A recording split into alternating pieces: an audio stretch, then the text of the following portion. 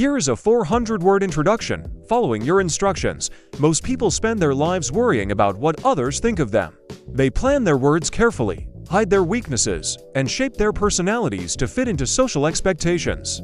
But every once in a while, you meet someone who is different, someone who moves through life untouched by judgment, pressure, or outside opinions. At first, you might think they are rebellious, careless, or even rude. Yet the truth is often far more interesting. They understand something about human behavior that most people never learn. Alex was that kind of person. From childhood, he watched others chase approval the way children chase a ball, running endlessly in circles, celebrating small praises, and breaking down over criticism. His classmates dressed the same, talked the same, and tried to fit into whatever the world around them expected. But Alex didn't. When other kids felt pressured to impress, he stayed quiet. When teenagers tried to impress their peers, he stayed focused on what mattered to him.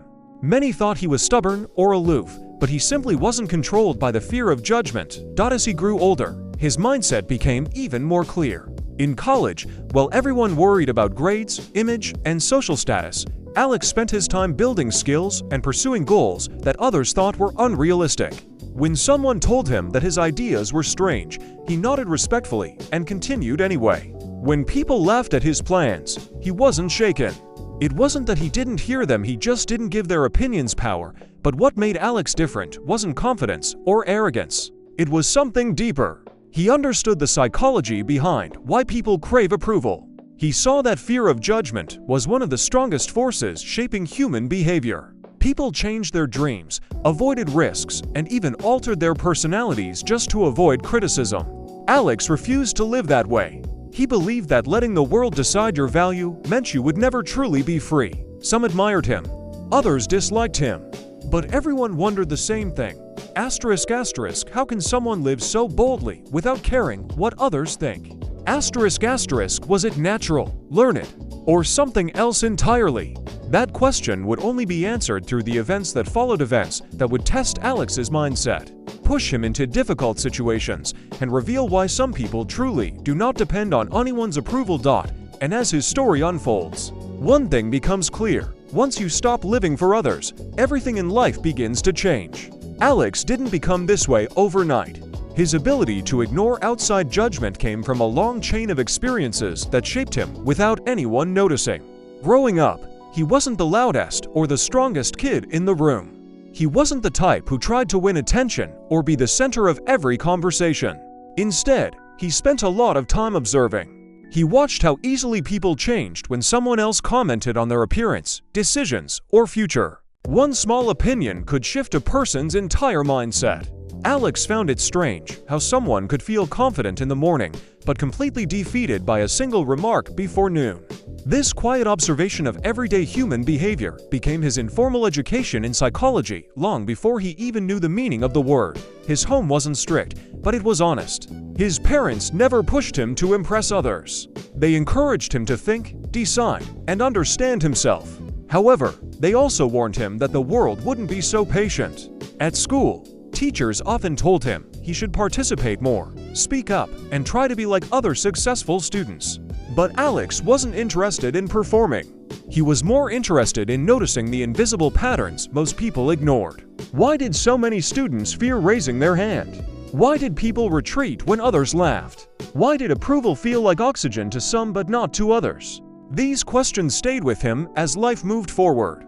Even when he entered the professional world, he saw the same patterns replaying everywhere. Some coworkers stayed late not because their work required it, but because they feared how they would be judged if they left early. Many accepted opportunities they didn't want just to appear ambitious in the eyes of others. Alex noticed how workplace culture often rewarded agreement over honesty. People learned to smile even when they disagreed, nod even when they didn't believe, and follow even when they wanted to lead. He realized that the biggest limitation in most people's lives wasn't lack of ability, talent, or resources, it was the fear of being judged. His own approach began to stand out. While others stressed over small criticisms, Alex remained steady. This made some people see him as fearless, while others quietly wondered if something was wrong with him. How could he walk into a meeting, present something unconventional, and not flinch when others questioned it? What was the source of that calm? Was it confidence, ignorance, or something deeper, perhaps an inner belief that didn't rely on anyone's approval? As more people noticed him, pressure slowly began to rise.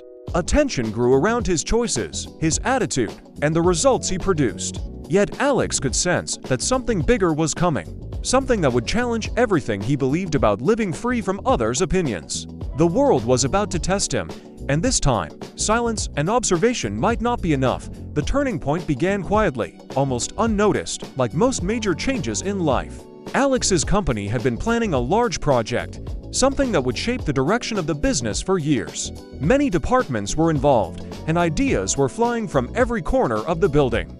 Most employees worked in teams, trying to build plans that would impress the senior managers. People practiced their presentations late into the evening, rehearsing every line, trying to predict what others would think, adjusting their proposals over and over again. The fear of judgment was hanging in the air like pressure before a storm. Alex worked differently. Instead of trying to please everyone, he focused on what he believed the project actually needed. He wasn't trying to make it flashy, only effective. While others spent hours polishing their slides and worrying about opinions, Alex spent time studying real problems the company faced. His presentation was not flashy, but honest and well-researched. A few colleagues warned him that his approach was risky. People want something impressive, one coworker told him quietly. They want to feel important when they approve something. Alex simply nodded.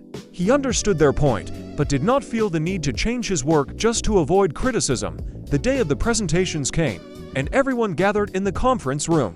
One by one, teams stepped forward with colorful charts, dramatic animations, and excited voices. Managers smiled, nodded, and took notes. When Alex's turn came, the room grew unusually quiet. He spoke calmly, presenting his findings without trying to charm the audience. Some managers leaned forward, interested. Others looked slightly confused. A few even wondered if Alex's lack of showmanship was a sign of weakness. His idea was strong, but his lack of interest in seeking approval made several people uncomfortable. They couldn't understand how someone could present without worrying about how he was being seen. After the meeting, rumors began to spread.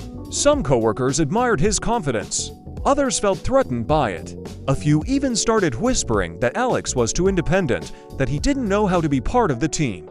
Soon, small misunderstandings turned into quiet conversations in hallways. People began taking sides, not because Alex had done anything dramatic, but because his presence challenged their way of thinking. Why was he not affected by judgment? Why did he not play the same game as everyone else? Was he trying to make others look small, or was he simply different?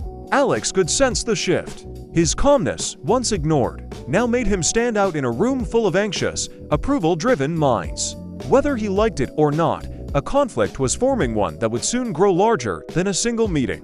The real test was coming, and this time the stakes were far more personal. Tension inside the company continued to rise, and Alex found himself at the center of conversations he had never asked for. His presentation, instead of simply being another proposal, had turned into a symbol either of confidence or defiance, depending on who was talking. Some people felt inspired, whispering that maybe the company needed someone who wasn't afraid to speak the truth.